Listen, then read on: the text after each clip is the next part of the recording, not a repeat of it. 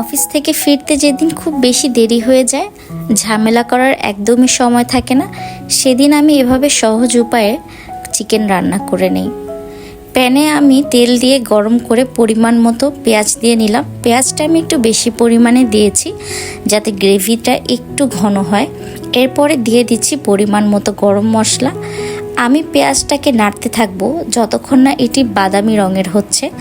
বাদামি রঙের হয়ে গেলে আমি এখানে দিয়ে দিব পরিমাণ মতো আদা রসুন এবং দিয়ে দিব বাকি সব সাধারণ মশলা, হলুদ, মরিচ, ধনিয়া, জিরা গুঁড়ো। এখানে আমি আলাদা কোনো মশলা ইউজ করিনি, এই সাধারণ মশলা দিয়েই রান্না করছি।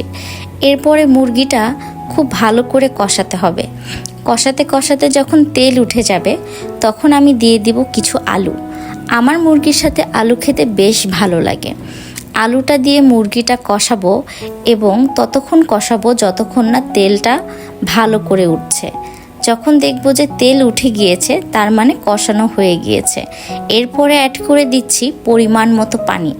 পানিটা অ্যাড করে দেওয়ার পরে মৃদু আঁচে আমি চিকেনটাকে রান্না হতে দিব। আমি এখানে ঢাকনাটা দিয়ে দিচ্ছি। কিছুক্ষণ পরে ঢাকনাটা তুলে নিলাম, দেখলাম পানি শুকিয়ে গিয়েছে। আর 5-6 মিনিটের মতো আরেকটু রান্না করা লাগবে।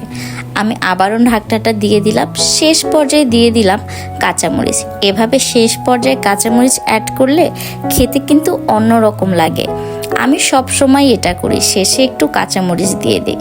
ব্যাস, আমার রান্না শেষ। খাবার জন্য একদম রেডি। খুব সুন্দর হয়েছে। Thanks for watching.